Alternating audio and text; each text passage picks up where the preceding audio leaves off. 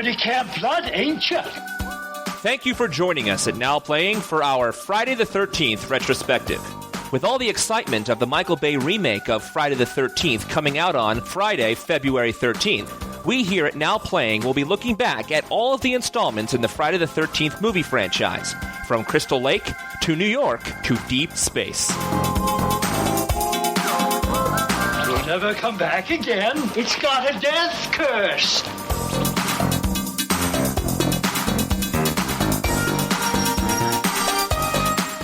Just a quick warning up front, these are R-rated movies that barely made it past the MPAA, and our discussions of the movies are just as R-rated. And also, these reviews will contain major spoilers. Listener discretion is advised.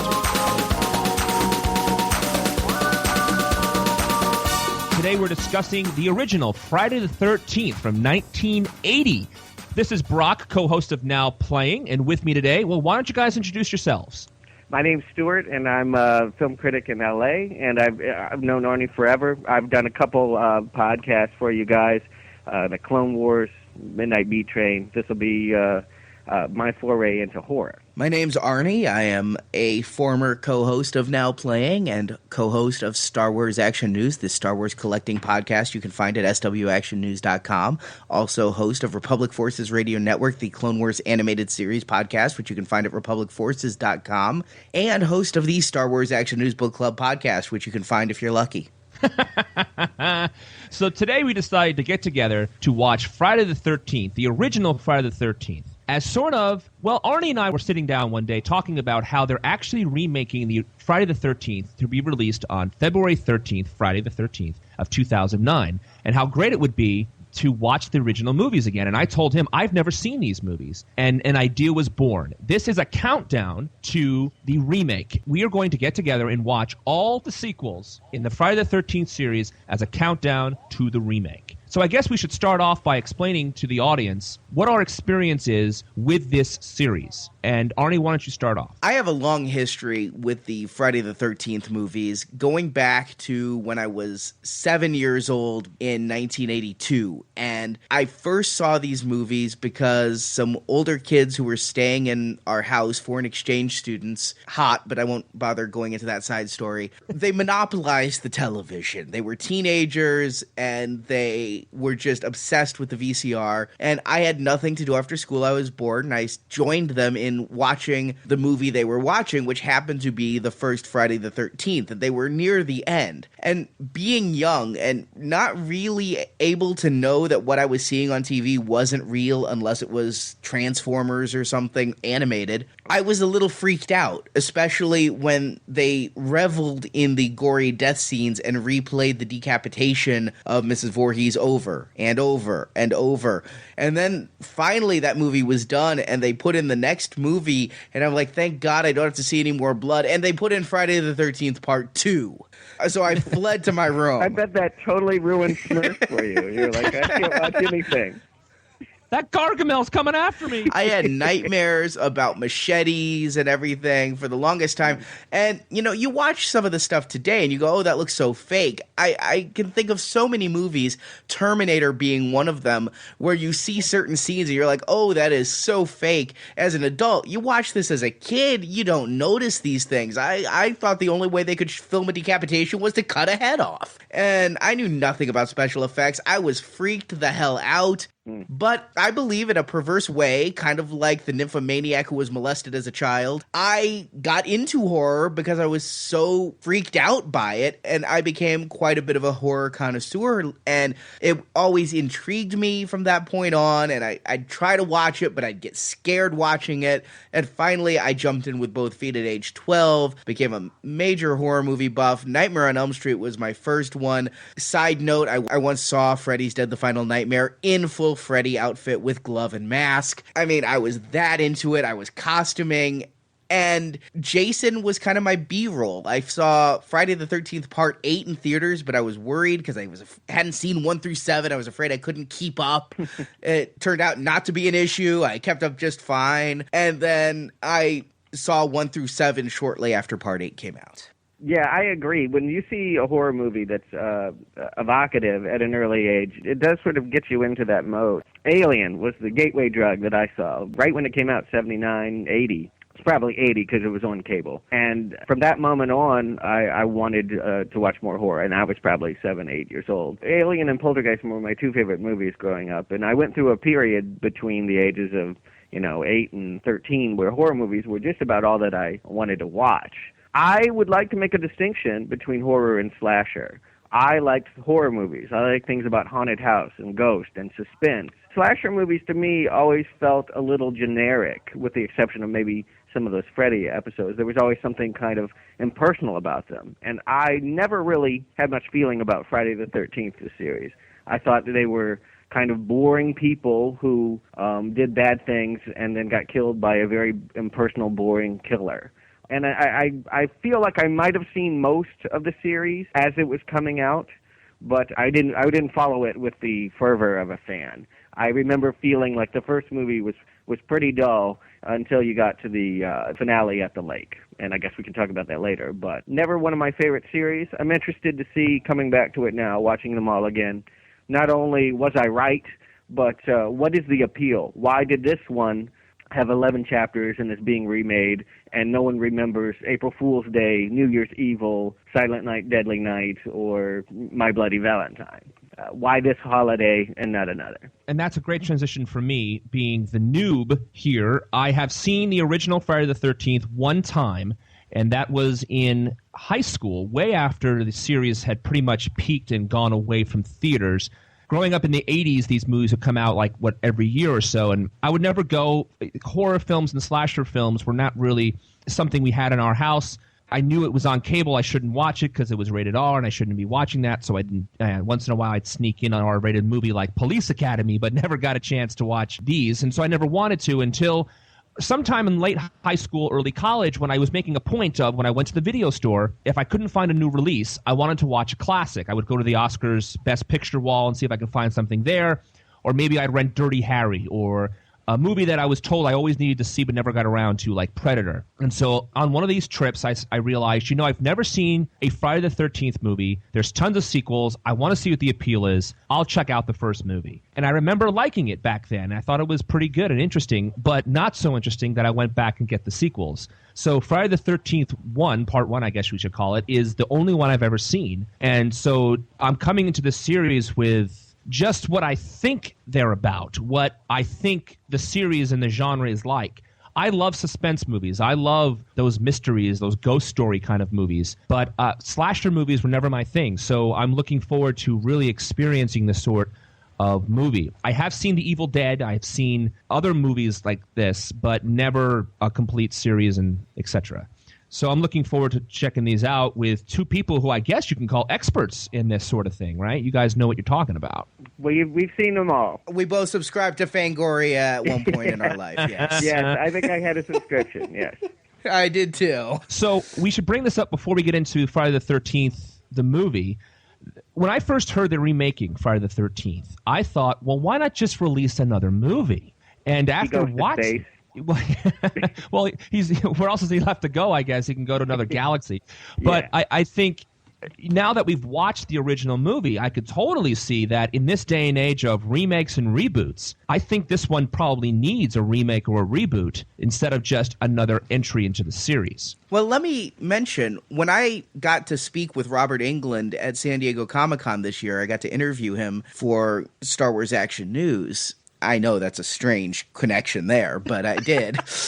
I asked him about Freddy vs. Jason 2 because Freddy vs. Jason was immensely successful. The most grossing movie of either franchise when you brought those two titans together. There were all kinds of rumors of Freddy vs. Jason versus Ash, and I don't know exactly why the decision was made to not continue this franchise forward in that direction. Admittedly, Robert Englund's getting up there in years, and I imagine they have to use a stunt double a little more than they had to to in the 80s. Jason, they keep replacing the stunt double who plays him, but it's an interesting choice that they are remaking Friday the 13th, and they're talking about a remake. Again, I think it's Michael Bay doing a remake of A Nightmare on Elm Street and just rebooting both franchises rather than continue what was a very successful movie. However, when we get to Freddy vs. Jason, it's a far cry different than the initial Friday the 13th, because Freddy vs. Jason is like a WWE cage match. It has the same tone and tenor and gravity as a WWE cage match. It had become almost self-parody.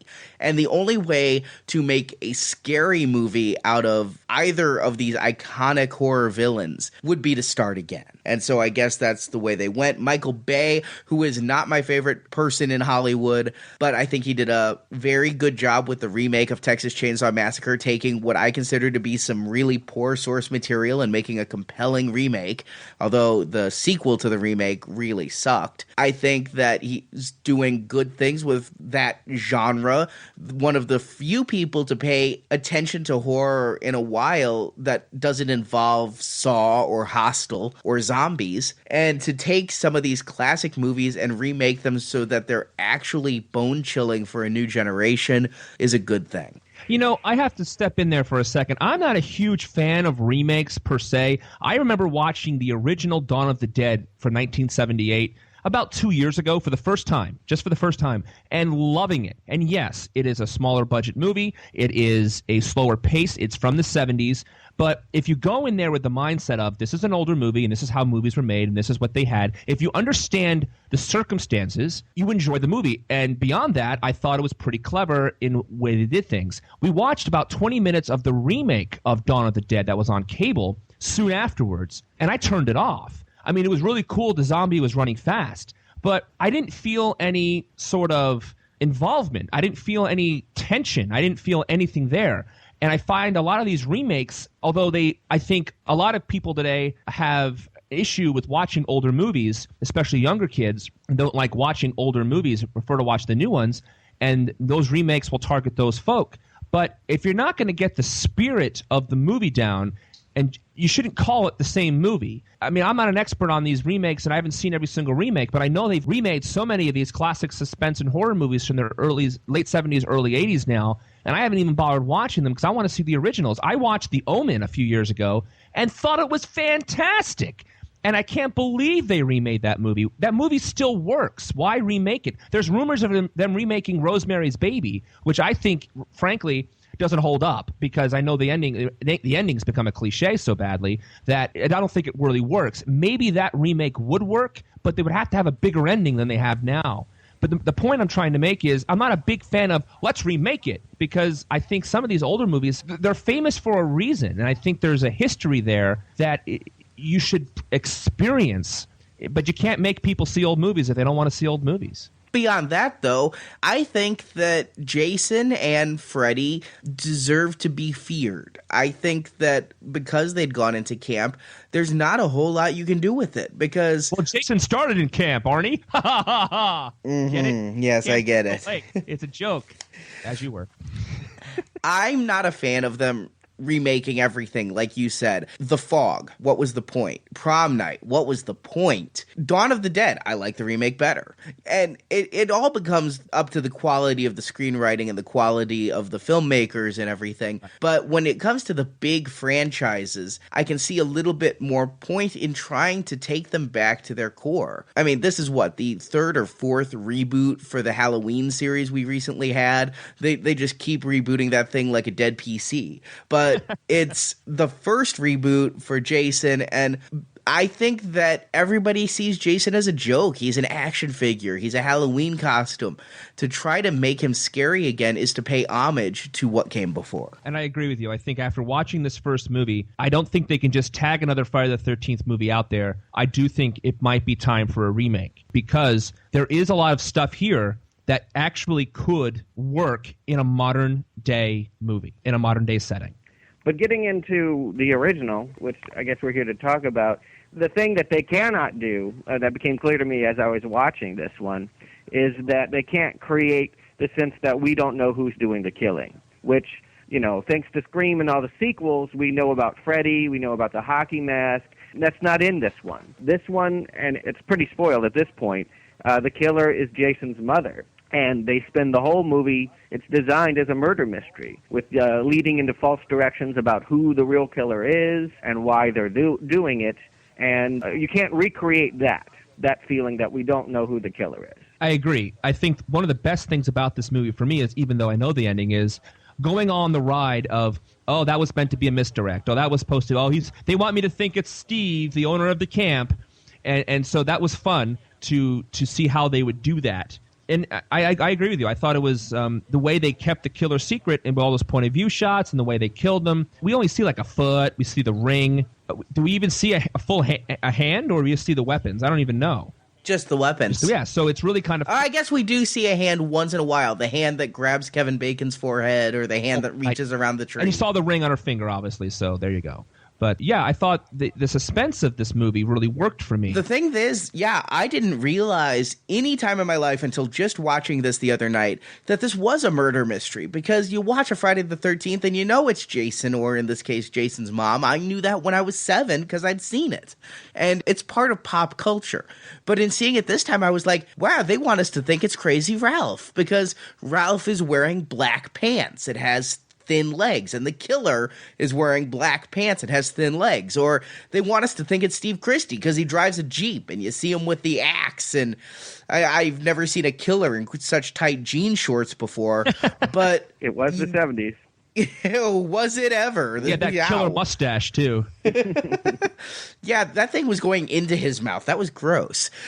But I never really thought that it was like 10 little Indians and you were supposed to think which one of them is killing the others. And then all of a sudden at the end, ooh, it's none of them. Well, that's not a fair little twist. Yeah, it is cheating. It's what I refer to as the Scooby-Doo effect. They really set up that it's the camp owner, because the first time we see him, he's swinging an axe, which doesn't even make any sense, because, like, it's summer, they don't need firewood, and the cabins are built, so I don't know why he's got an axe and chopping wood, other than to make you think, oh, he's the axe murderer, because he has the axe.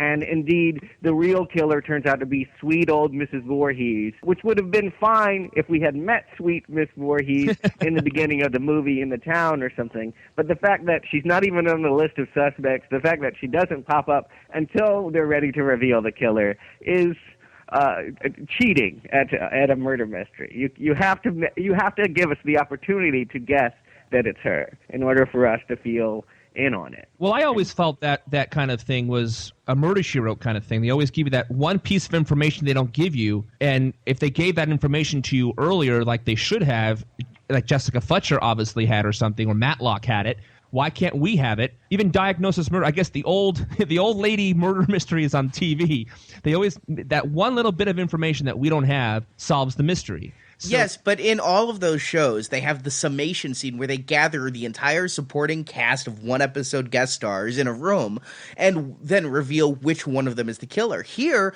They don't give you that option. The one piece of information they hide from you is that there's another person at the camp. Well, around... right, okay. You're right. Yeah. I also like that the misdirection thing you mentioned with Steve, they wanted you to think it was Steve, and I loved in the beginning of the movie, he drove away in a Jeep. And then the first girl who comes to camp, the chef, who gets killed on the way, and thank goodness she got killed because that girl was so annoying. The acting was bad in this movie, but she topped it all off. She was just so annoying. I hate it when they call them kids. It makes me think of little goats. Exactly. Shut up. You know what? If you say one more thing, I'm going to slit your throat. And you did. And I did. So, yes, bad jokes abound today by Brock. But she was picked up by a Jeep, and Steve drove away in a Jeep, or a car that looked like a Jeep. So, obviously, if you think about it just for an extra second, the Jeep, Steve drove away from the camp. The Jeep that picked up the girl drove towards the camp. But beyond that, the misdirect was there, and I thought it was really clever. So when he pops up at the diner later on, you're like, oh, I guess it's not Steve. But it was kind of fun that they try to do that misdirect. And Stuart, not to be a jerk or anything like that, but It was obviously Steve was chopping wood for s'mores. Who doesn't love s'mores? You gotta have a campfire. Yeah, I mean, you're right. I mean, come on. First thing I think of when I'm at summer camp is s'mores. Well, the thing with Christie is it's his camp, right? He's opening it back up. Yeah. I'm still not quite sure why, after 22 years, that they wanted to reopen Camp Blood, but he decided to open it back up, and then he gets in his Jeep and tells the entire gang, I'm going to be back after lunch, and then you never see him again. Did he go to town and just, like, sip coffee all afternoon while the young kids who he's paying fix up his camp? What's up with that? That's kind of a jerk move for a boss. And, you know, I realize this. I'm coming as the desensitized MTV generation person, but a camp gets a reputation for being Camp Blood because 2 people got killed there? Well, and the kid the year before. Okay, but he drowned. He drowned. Not killed, drowned. I mean, a difference. I mean, that to me doesn't have the reputation of, if every town person, every single one of them gets that bugger-eyed, like, you know, they're laughing and they're in the bar and just laughing. And then someone walks by and says, how do I get to Camp Crystal Lake? And everyone gets the bug eyes and like, you can't go there. It's Camp Blood. It's got a death curse.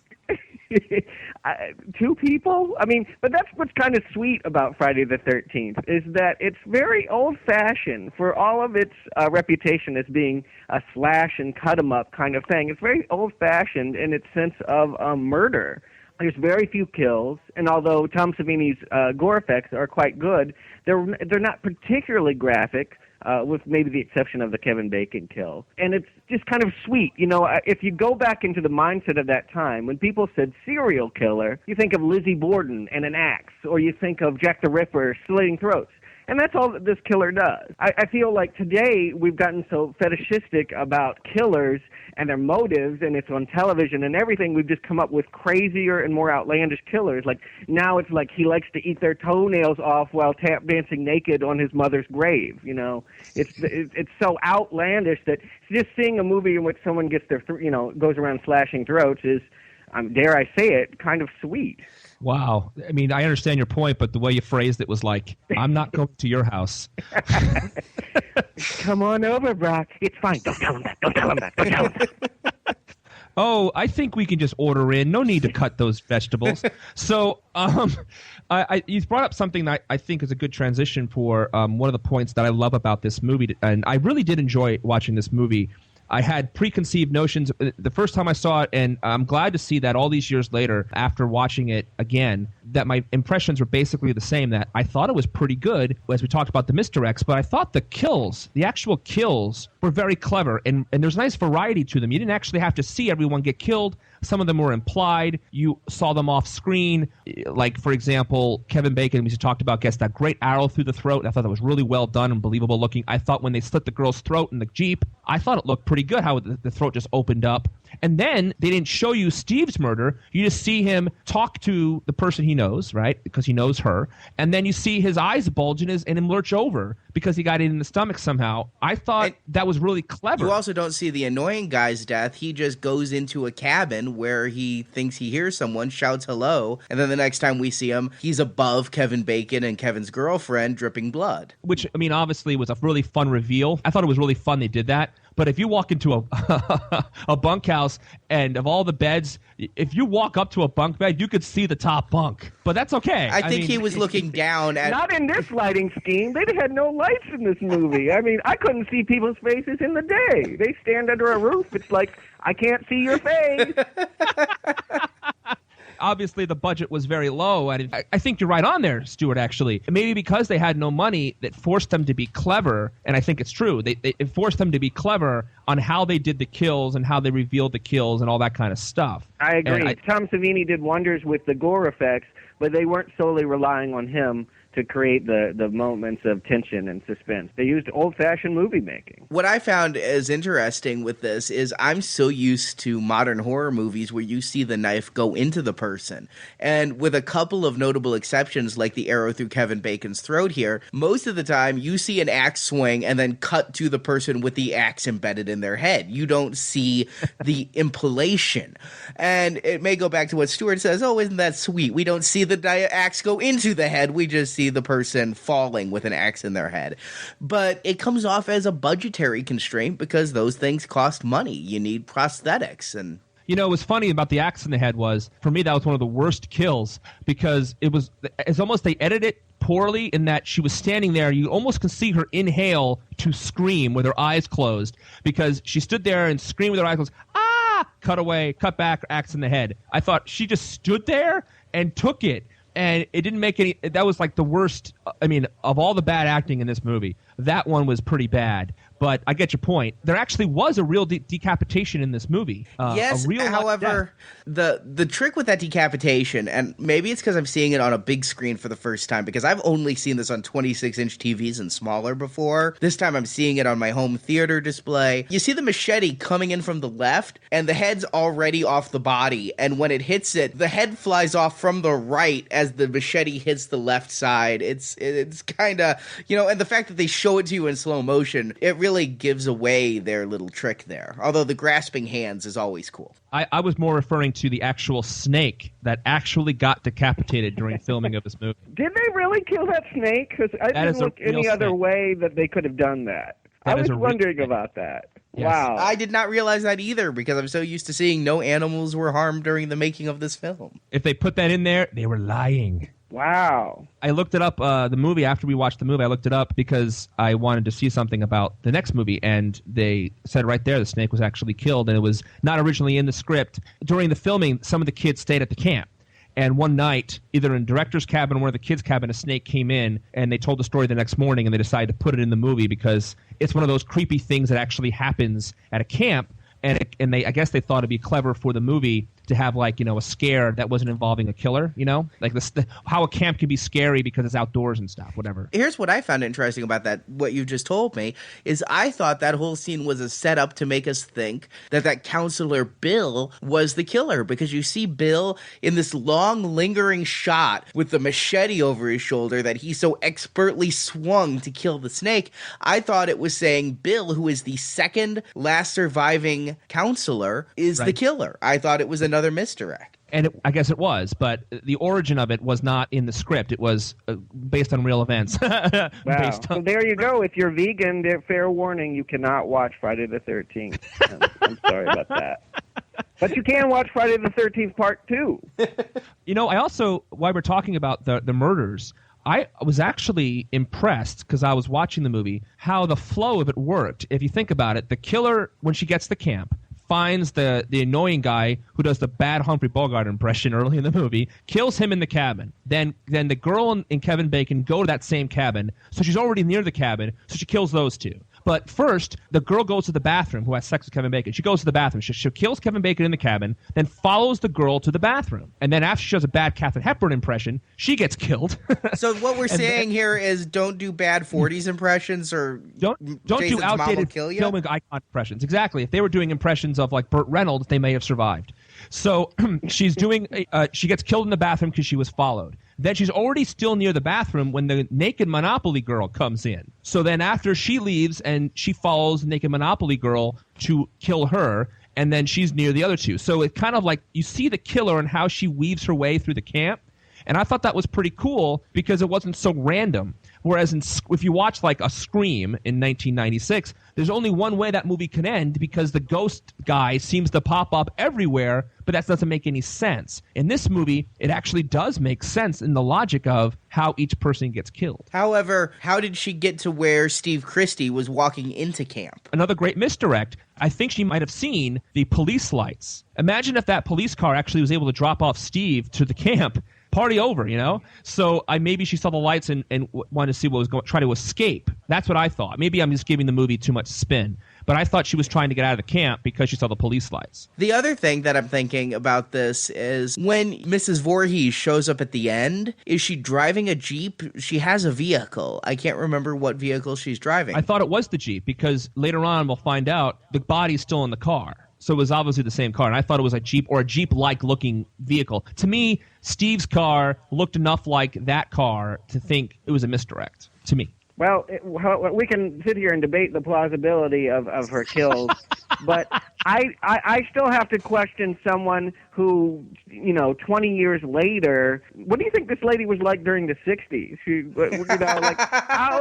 Everyone else was dancing around. She's like, no, when they open up that camp, I'm going to kill them all. Like, does she not ever move on? Grief. Isn't there some grief counseling in the 60s she could have gone through, become a lesbian or burn a bra or something? Why did she wait so long to take revenge on people that had nothing to do with her son's death? Well, what about the fact that perhaps, remember, she's an old friend of the Christies. She says that, so let's take her at her I didn't word believe at her that. when she said that, but I guess that could have been true. If she is an old friend of the Christies, because obviously she worked at that camp because she was there with her son, and she knew the camp. She got her revenge back in 58, and it was closure for her. And then, much like the ex-girlfriend you have introducing you to her husband 20 years later, when the camp started to reopen, it tore open those old wounds, and all of the pain flooded back. Okay. Right. Yeah, there's a little bit here of Psycho. I gotta, as a final thought on the movie, I gotta bring that up. Bates Motel, son obsessed with his mother, who ends up being his mother and killing women. This feels like the reverse. The woman's still living out there that she's her dead son in the camp, trying to kill the people who were having sex when they should have been taking care of her kid. Although I gotta say, if she was working in the camp, why wasn't she watching her son? Agreed. Good point. And you know what? I never thought of the Psycho thing before, but you're right, to the point of Mrs. Voorhees talking to herself as Jason the same way Norman Bates talks to himself as Mother. Mm-hmm. Yep. Well, before, everyone thinks of a slasher movie, they think of Halloween and Friday the 13th, but those movies had no frame of reference other than Psycho. That really was the first slasher movie.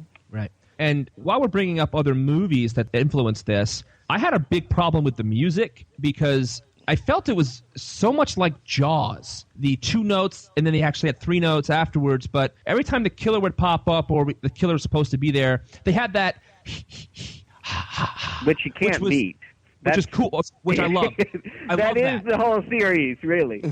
I like that. I hadn't a problem with that, and I thought that was pretty cool. But the dun dun dun dun dun dun or whatever it was, I just thought Jaws every single time, and I'm like, what a ripoff!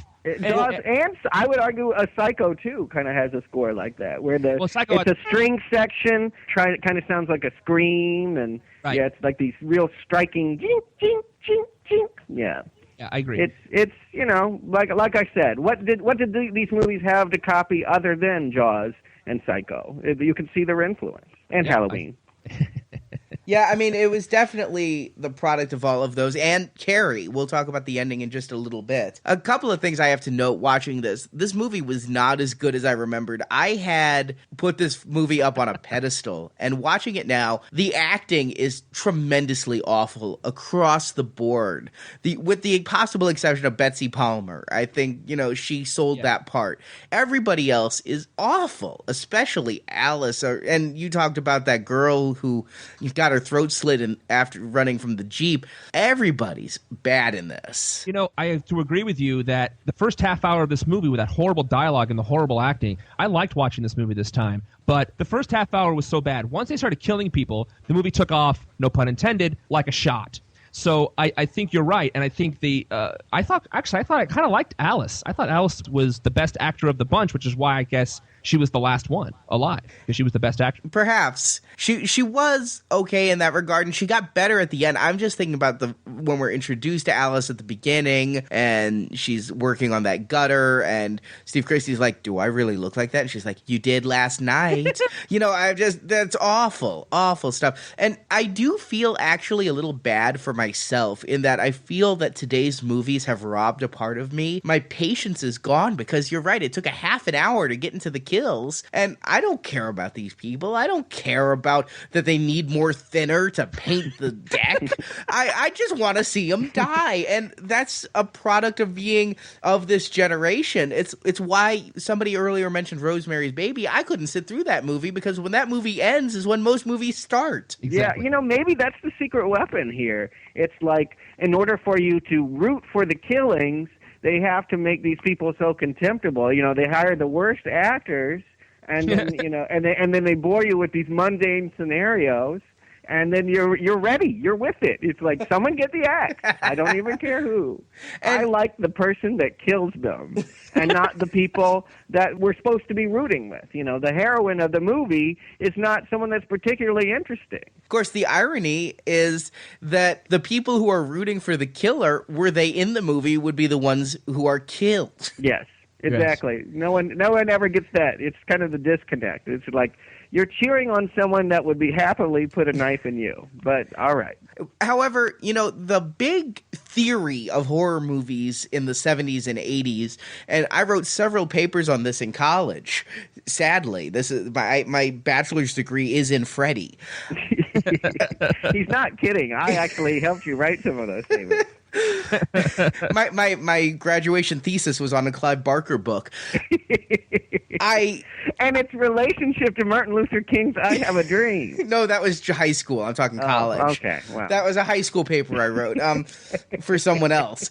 But wow. So I would be killed because I was writing bad papers. I'm ready to take an axe to the writing, at least. But in watching this movie, I realized that my senior hypothesis was wrong, because Alice lives. What did Alice do to live? She didn't have sex, but neither did Bill or the naked Monopoly girl. No, Alice... but they were the ones that got naked. You know, they were the ones. If you notice, playing strip Monopoly, I don't know whether she never landed on the property or whether she was just taking off, like, you know, beads or something. But she is still fully clothed while everyone else is in their underwear. Well, I'm glad you brought that up. First of all, there's only 2 girls and a guy. What made her think, hey, strip Monopoly? 2, three-way. Yeah, well, fine, but like, you think more people would be involved in a strip Monopoly game. 2, she ends the game because she left her windows open in her car. Couldn't she just come back to the game? I'll be right back. I thought that exact same thing. Although I have to question, what are the rules of strip Monopoly? Because Alice rolls her dice, moves her piece, lands on a square, and then tells someone else to take clothes off. In Monopoly, when you land, you're the one who pays. Yeah, and then she leaves to get to her car, and she has to put her clothes back on. She goes out there almost stark naked to go into her car. That made no sense to me. Put your clothes on, go to the car, come back, put the clothes off again. I know is, if you want to seduce somebody, Monopoly, everyone knows it's a 4-hour game. Talk about foreplay, Jesus. 4-hour play. Yes, yeah, 4-hour play, indeed. We must talk about the ending of this movie, because in researching this film, it turns out the ending, which everybody says is like Carrie. You got Alice on the boat and the calm music, and then all of a sudden Jason comes up, and it's our first sign of Jason other than in a long shot flashback. So here we introduce to Jason.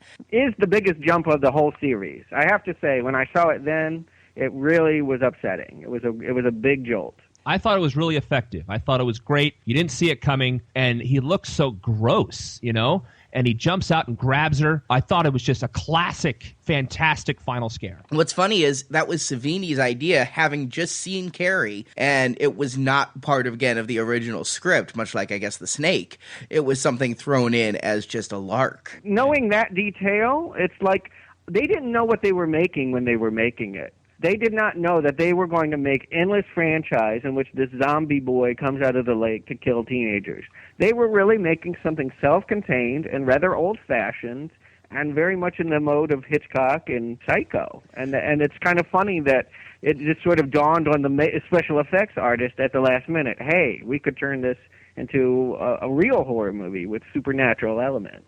Well, let me bring up a couple other pieces of trivia about this. First of all, Friday the 13th was only made for $500,000 and became one of the most profitable films ever because it just made so much money. The first Friday the 13th has the highest box office gross of any of the Friday the 13ths, not counting Freddy vs. Jason. It was the most profitable in gross and in net. And when they decided to do a sequel and fast-track a sequel, they had thought of doing it kind of like Halloween 3, The Season of the Witch, where it wouldn't be a continuation of the characters.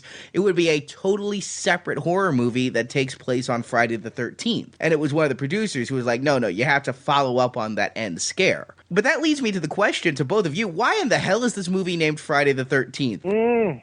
That bugged me real bad. It's like, it could have just been called, I think it was supposed to be called Camp Blood, or, never on a rainy night or a full moon. I mean, there's all these things they throw on there. It could have been any superstition. Everyone in the book was thrown out, and I don't know that Friday the 13th has anything. It's not even established that it is Friday the 13th, except I think in one bit of throwaway dialogue. Yeah, when she says today is his birthday, and that was it. But I really think that Camp Blood is a more apt title, which was the working title. Mm-hmm. I don't want to rain on anyone's parade, but in the beginning of the movie, they have Friday the 13th. They have it right there, June 13th. In a subtitle, yeah. But that may be, but I'm just saying it's not like on this magical day he comes alive, or there's always killing, right. Or it just feels like, oh, Halloween made so much money because everyone knows what day Halloween is and what that means, so we need to pick another spooky day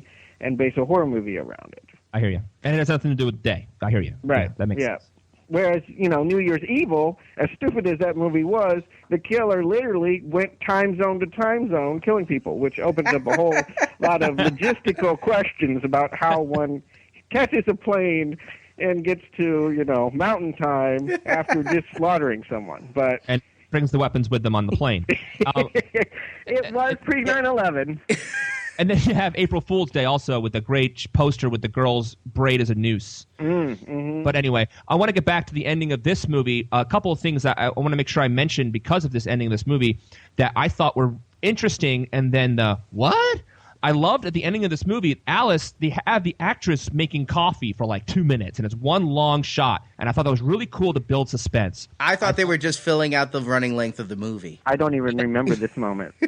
But she's sitting there, she's in there making coffee like that, and then she's calm as a cucumber, whatever. And then Mrs. Voorhees comes in, and she gets that first interaction with her, and then she runs to the pantry, and there's a wonderful shot of Alice underneath the doorknob, and right above her, it's not a close-up of the doorknob, it's like a mid-shot of Alice, and you see the knob turn very slowly. I thought that whole sequence with her going after Alice was incredibly effective, and they used a lot of gimmicks and fun horror movie kind of things in my mind that really added tension and fun that I didn't expect from this movie. And so when they get to the beach and she finally decapitates her, it was building up. But for the life of me, I'm sitting there watching this movie and I'm screaming, "Get in the car!" Because I know she found the body in the car and that she's scared of the car. Kick the body out of the car, drive away, you're safe. And then she doesn't do that. But for the life of me, after she decapitates Mrs. Voorhees, then she says, "Oh, I feel like a boat ride. I'll go in the boat." What the hell was that? I mean, if you're going to run away from Mrs. Voorhees, a good place to run away would be on the lake.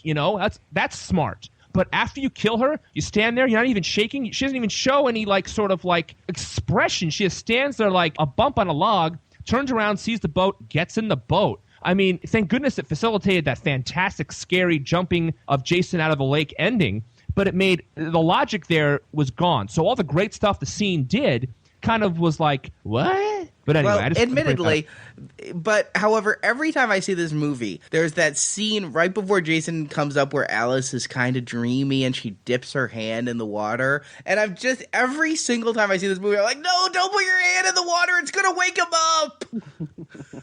Exactly. And you were talking about the doorknob thing. There's a lot of that in the movie that I'd never noticed before because, again, I've seen this on small screens. Most of the time I've watched this on like a 15-inch screen. There's the scene in the bathroom where there's the changing rooms. There's a hand on that curtain, and it is just subtle, but it is there. And if you're seeing this on a 40-foot movie screen, you'd be like, oh my God, a hand! But you see this on a TV, and you don't even see it. It looks like a little spot. And seeing it, on a big screen, I was like, wow, that's a hand. That's really freaking scary that person is right there and you see their hand ready. And there's a lot of that where it's not what's in focus because there's the counselor in the frame, but off in the distance, but in focus is that hand. And I think that was very effectively done. It's a better movie than I was giving it credit. I'll give it that. I'm not still a fan of Friday the 13th, but I can see that there's a lot of classic moves. It's got kind of a classy package for being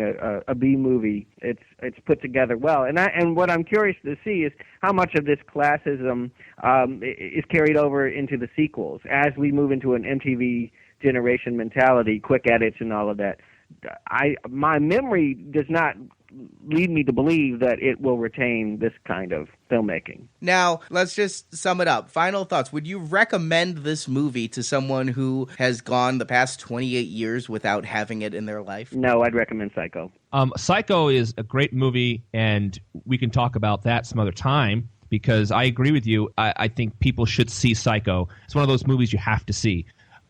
I don't think Friday the 13th is a movie you have to see. And I do like that last time I watched it and this time I watched it, I was pleasantly surprised on how much I enjoyed it because of those things like those clever shots and the variety of kills. And it actually has more to it than just a bunch of kids getting killed. So would I recommend it? If you're curious about it, I think go right ahead. But there are other things you should spend time watching, you know? So a tentative recommendation in context, yes, I would recommend you see it. But overall, there are other things you should watch first, and then eventually you should get around to this. And my thought on this is that, first of all, the movie is somewhat ruined by all the meta-knowledge we have. The mystery of this movie, as we've already said, is gone. And perhaps everyone should now see this movie at the age of 7 like I did, because it's the only time you're not going to know who the killer is from the very first frame. But assuming you are not 7 years old and you know all this meta-knowledge, could I recommend this? You know what you're getting when you get a Friday the 13th movie, especially an older Friday the 13th movie. You know what you're in for. I think it's almost required viewing for horror fans at this point. There's a certain, resume you have to check off to get your horror street cred, and this is one of them. And it's not as bad as some people may make it out to be. It's a lot better than all of the other movies Stuart has compared it with, like April Fool's Day and all of that. It's a cut above. And thank you. Competing drum rolls on that one. Dueling rim shots. Is it a great movie? Absolutely not. But if you are in the mood to see some annoying bad actors bite it, this is a good way to get that fix. I think you and I said the exact same thing, 2 different ways, but I'm in complete agreement with you. The genre thing I was mentioning is like if you're into it, go for it. You have to see it if you're into it. But honestly, I think Stuart hit the nail on the head when he said Psycho. I think that you should, if you're going to go for an older horror movie to see where it all began, go there first and eventually get around to Friday the 13th. Yeah. Okay. All right. Well, thank you both for joining us. This has been a fun discussion. All right. And I look forward to the next movie in the series. Well, what's that called? Friday the 13th, Part 2. Oh, I didn't follow. Thanks, Arnie.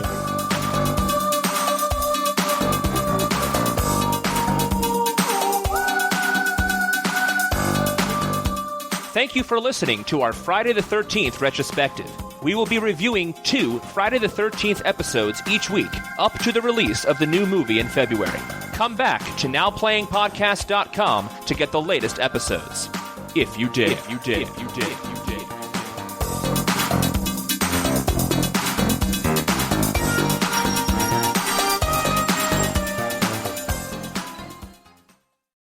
Now Playing is a production of Venganza Media Incorporated. All rights reserved.